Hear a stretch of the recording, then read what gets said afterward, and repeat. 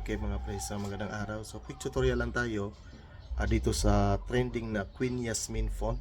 So makikita nyo siya doon sa social media, napaka-trending niya. Halos lahat ng brand gumagawa na nito.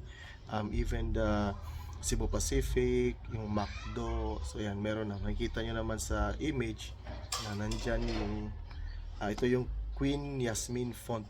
So paano nga ba to gawin? So napaka-simple lang siyang gawin. Dito lang siya sa Canva.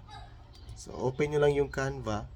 Tapos, hindi siya ordinary na font. Like, mag-type ka ng text. Ito, for example, dito, mag-type ka ng Queen.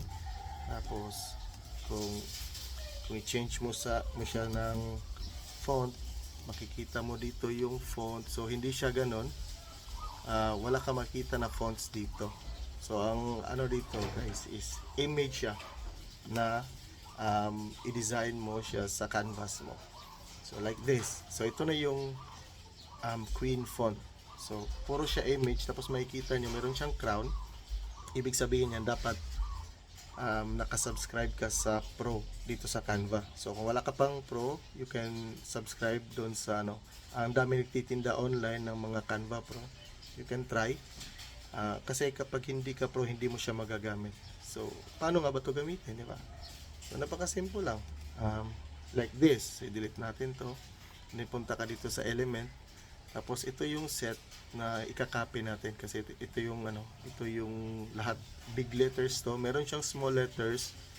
Tapos, meron din siyang big letters. So, itong Queen font. So, ikakopy natin to. Ayan. And then, dito tayo sa element. Isa-search natin. Ayan. So, search mo lang. So, ayan na. So, paano nga ba ito gamitin? So, hanap ka lang ng, like for example, ito, letter H. So, punta mo dito, lagay mo, and then, yan.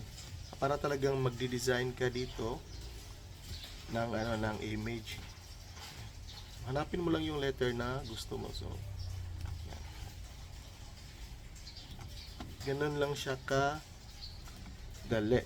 And then, dapat talaga guys, naka-Canva Pro ka before mo siya magagamit. So yan, meron ka na. Tapos change mo lang yung background dito sa sa likod. Kung ano yung background na gusto mo sa canvas mo. Yan, so dapat talaga naka-Pro ka before mo siya magagamit. So yan lang yung quick tutorial natin dito sa Yasmin, Queen Yasmin font na napaka-trending ngayon dito sa social media. See you guys.